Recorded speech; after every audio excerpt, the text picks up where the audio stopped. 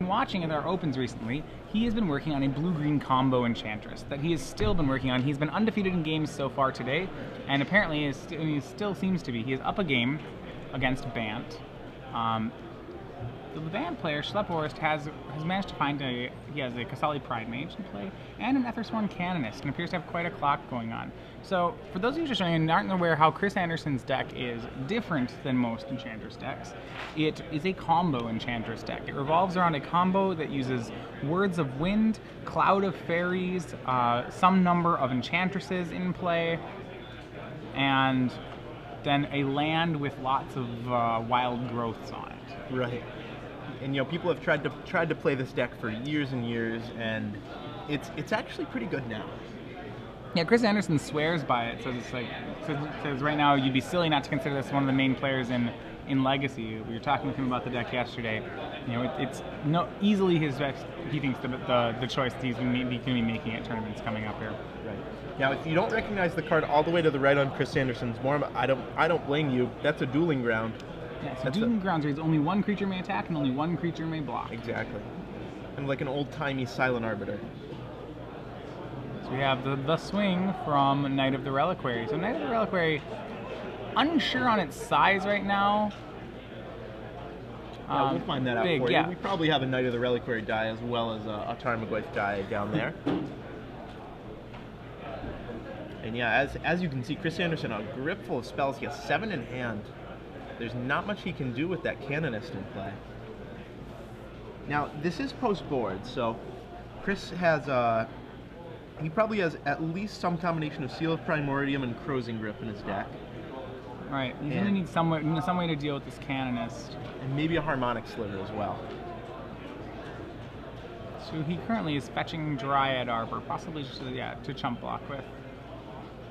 It'll save him some life, so he doesn't have to chump block with his Enchantresses. And that means the Nether Reliquary grows by 2 more. The fetch land, and then the Dryad Arbor. It's not a Terravore, it's a... Oh, it's not a Terravore. Oh, it's only the other guy. Sorry, it's not a Terravore. It does not actually grow. Apologies, yeah. Still, it looks like it's lethal. Chris will start with a Seal of Removal, drawing 2. Alright, so that's going to be able to possibly... Yeah, Seal of Removal... He's going to have to, if he's going off for his combo turn here, he's going to have to combo through, and apparently it looks like it was Force of Will. Yep. I'm not positive what was cast there. I believe it was a Force of Will. It definitely was. Steven knows he has to force that, but Chris Andersen found another Seal of Removal, so he's just 1 chump block away from maybe being able to break now through he's this spell locked Canonist. for the turn, though. Yep. One question is just how big that Knight of the Reliquary. Yeah, we'll find that one out for you. So it looks like Steven, Brainstorm in hand, Green Sun Zenith in hand, and another green card. The only cards that are really relevant right now are disruption spells, because Chris is going to try and combo next turn. Right, so I think it's probable that his play is just to fetch up another Kasali Pride Mage. If he is it certainly. Okay, it looks like he has plenty of lands in the graveyard. Knight of the Reliquary, certainly lethal. Infinite. Yeah, the question is whether he'll have enough mana to activate the Kasali, or to activate both Kasali Pride Mages. Now, he'll definitely have enough to activate both Pride Mages if the Knight of the Reliquary stays home. But if the Knight stays home, then he's not. Well, then what's the point? Yeah. Right, exactly. So I think. I mean, to be fair, yeah, no. I was gonna say, it's almost where Andersen at 4, you could just swing with the Ethersworn Canonist. Yeah. He has double exalted on the battlefield. Yeah. But Chris Andersen's deck, not a deck that really relies on fetch lands. Actually, if you Green Sun Zenith for the second Pride Mage, then the Canonist is a lethal swing. There you go. Which I think is actually so I do like that play. It doesn't. Oh yeah, it looks like Steven might agree with you. No, he's Green Sunning for 3. There we go, for 2. Yeah. Yep, Green Sun Zenith for 2. Yep, and Steven has exactly 2 Kasali Pride Mages in his deck, so this is the last one. Yep, and yes, found the play as well. So yeah, that gives him 2. Now Chris Andersen's going to have to combo off next turn through a Ethersworn Canonist and 2 Kasali Pride Mages. My guess is he's not going to be able to do that. I'm not sure. If anyone can do it, it's Chris Andersen. He's definitely the most experienced Enchantress player probably in the world right now. Sure. I mean, it's not unthinkable. Okay, Pride Mage, Dueling Grounds. So I'm surprised he uses the Pride Mage to blow up Dueling Grounds there. I don't like that play at all. Yeah, this way Andersen. This play. Yeah. I mean, I was all for getting that and just swinging cannons and leading up with a double disenchant. This play, I don't like this play. Yeah, one life for Chris Andersen is the same as any other life. I think we're going to see Chris Andersen combo off here. So now we get to see how his deck finishes. Yeah. Chris Andersen kind of given a second life here. All right, Seal of Removal on after cast. You can tell Chris, thrilled at how this turned out.